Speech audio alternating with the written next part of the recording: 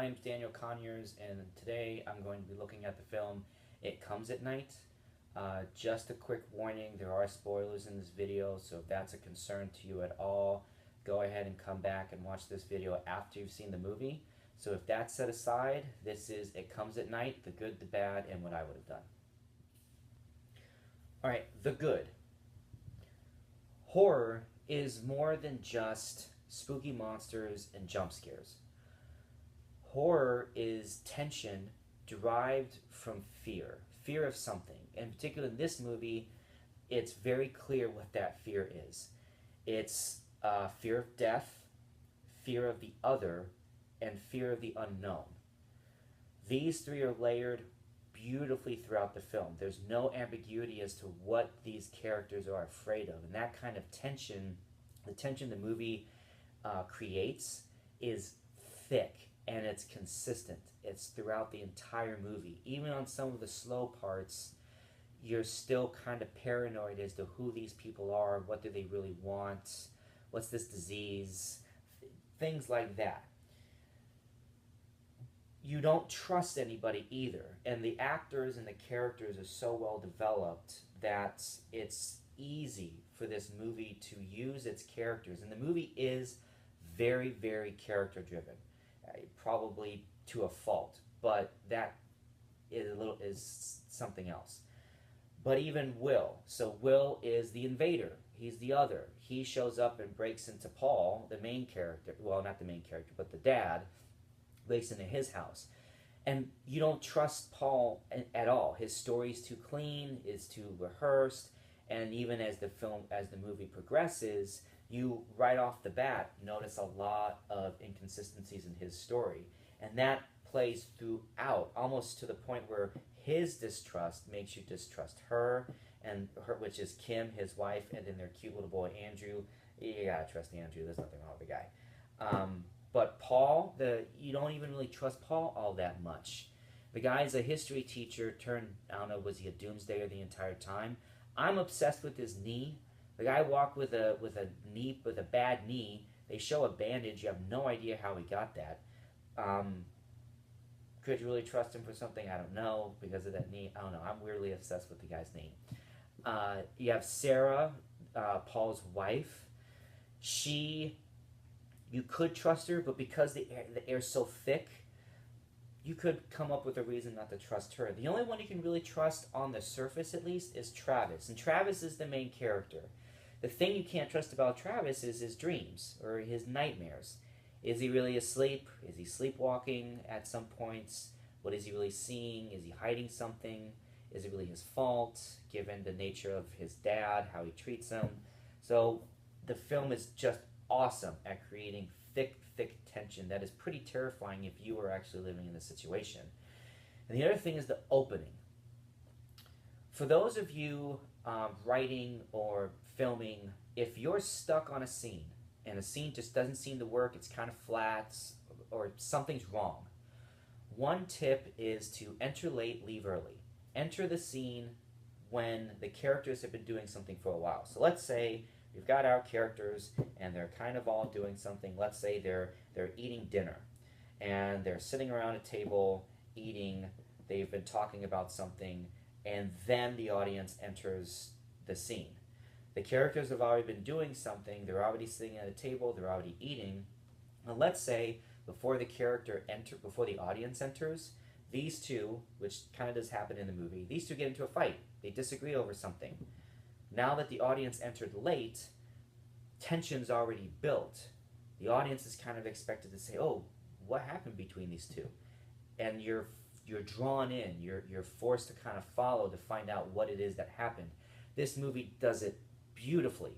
The movie starts off with the grandfather dying on his deathbed. He's dying of a disease, you don't know what. Paul and Travis are wearing all this gas. They're wearing a gas mask, plastic gloves. The room the grandfather's sitting in is covered in plastic. You don't know what the world looks like. You don't know why they're wearing these, the equipment. You don't know why they're burying the body. You don't know why Paul shows no remorse for the grandfather, and you only find out it's grandfather because the opening line, the kind of first clear line, is he says, "I'm sorry" or "Goodbye, Grandpa." But all that sets up and draws you in to find out more, and you're willing to give the movie a shot because you want to know more about what happened just in that opening scene. And they just did it. I mean, the bar already is high. So that's the good. The bad. I want to start off saying that when I saw this movie, the members of the audience, and there were quite a few, surprisingly, walked away verbally pissed off. And I don't blame them. Not because the movie's bad, but I think they were a bit misled, and I'll get that to the next section. But bad or problematic, first, pacing. The movie starts off at a big high. As I said in the good, the opening's just fantastic. It grabs you, it creates tension, it keeps that tension even through most of the first act, and you're up here. But then the first half of the second act, it just dies. It's a dive bomb. Mostly because that trust element kind of goes away. Sure, Paul has a line with Travis about trusting family, and a line with in a scene with Will about his brother that maybe suggests Paul never really trusted. But visually, and this is a very visual movie, it seems too cheerful. So I'm kind of left yawning, actually, because there's such a big dive. And I'm fine slowing the pace. In horror movies, you kind of need to. You can't have everything up here, but to have it dive so quickly is a bit problematic. Second is the vagueness. I'm all for mystery. I like to think I'm a bit of a minimalist myself. I think, especially in horror, part of the fear is not really knowing the answers to everything. But I think certain things should be answered, in particular plot elements. I'm referring to the door. The door is such a big deal. It drives the second half of the second act. And then it just gets swept under the rug. It's never mentioned again, it's never referenced, and it's never explained. So if you're walking away from this movie feeling frustrated, even if you're feeling frustrated and you don't know why, that's probably it. You have this major plot driver that's a major mystery, and you're invested in it, and then there's nothing. So you're kind of left, being kicked in the nuts, and then you're not told why. It hurts, and it's just not fair. So that's the bad. What I would have done. First, marketing. The marketing of this movie reminded me a lot of the marketing of Crimson Peak. Crimson Peak was marketed as a horror movie, but what we got was a gothic romance. I myself remember feeling very frustrated seeing it because I went in with the expectation of watching a Guillermo del Toro spooky haunted house movie, but what I got was a Guillermo del Toro gothic romance movie. Now, I've seen the movie several times since and have learned to appreciate it now that I know what it is. But the marketing misled me severely. Kind of like being told you're going to the doctor's office to get your blood pressure taken. But when you get there, you're getting a colonoscopy. You're walking in fully prepared with the focus of, oh, I'm just getting a blood pressure test. But then you see the doctor come in with plastic gloves on and a little camera going up your rectum. You're in there, you're strapped down, it's too late, you can't turn away, and you've been misled. It's frustrating, and it really pisses you off. That's what I felt here, and that's what I think the marketing did. So, for the movie It Comes at Night, what I would do is focus the marketing on the human element. The movie is incredibly character-centric. So then have that be the driving source of your marketing campaign. The actors are great, the performances are wonderful, the tension is already there, so show a little bit of that. Second, the title. When you hear the title, It Comes at Night, you think of one of two things. hardcore porn or spooky creature that comes out at night. It's not hardcore porn, but it's also not quite this. So the title itself is misleading. Nothing's out there at night. You're led to believe that there's something spooky there, but there really isn't. And even the characters say, oh, don't go out at night, but they do go out at night. Nothing happens. Maybe it's marauders, but you do see one marauder and it's during the day.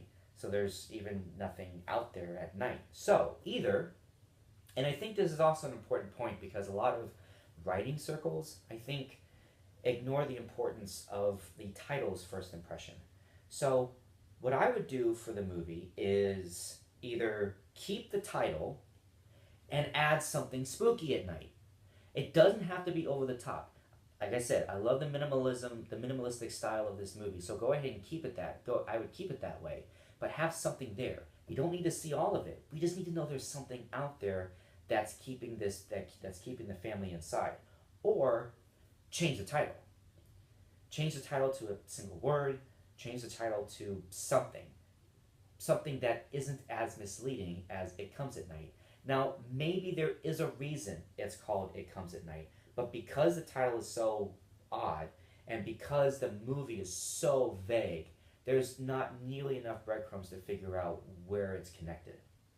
Last, give the audience a bone. In particular, and I've referenced this in the bad section, that point with the door. The movie is too vague. So I'm going to give my interpretation of the door, because I think that's the thing that should change. Everything else stay the same. All the other unanswered questions stay the same. But the door, because it's so plot driven, you got to give them a bone. But you don't need to give them a big one. So here's an example. My interpretation is Travis opened the door because he was sleepwalking. That's also why he didn't remember opening the door. Now, I think he was sleepwalking because he was sick. And I got this, he was sick, he's sleepwalking, he opened the door. And I got this from one line. The family and everybody else at first thinks Andrew opened the door. Paul asks, because they found Andrew in another room, asleep. Paul asks Will, does Andrew sleepwalk? Paul isn't satisfied with Will's answer. Now that is an odd question to ask, which leads me to believe, or kind of guess, that sleepwalking is a symptom of the disease. Throughout the movie, we know that one of the ways of checking for the disease is looking at the eyes and looking at the fingernails, or at least the fingers. Well, perhaps sleepwalking is a symptom. Maybe the characters know it's a symptom, maybe not. If they didn't, it's still an odd question to ask. But also the camera focuses right on Will's face after he gets the answer, which I think is very attentive. This director is very, very smart, and I don't believe he does everything without a purpose. So if he's focusing that much on Will's face and Will's kind of stern reaction and his very glaring look at Andrew, I think there's a reason and a suspicion there that sleepwalking is a symptom. Travis walks around at night quite a bit, so I think he was sleepwalking, opens the door. Now here's the bone I would give.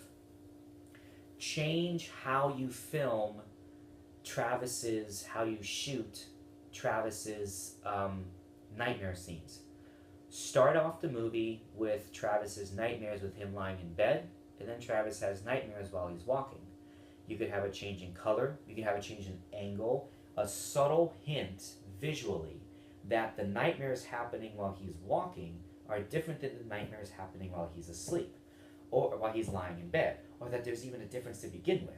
It's small, it's subtle, but it's enough of a bone for the audience to figure out that it was Travis who did it because he was sleepwalking, and sleepwalking is a symptom of a disease because he gets sick and he dies at the end.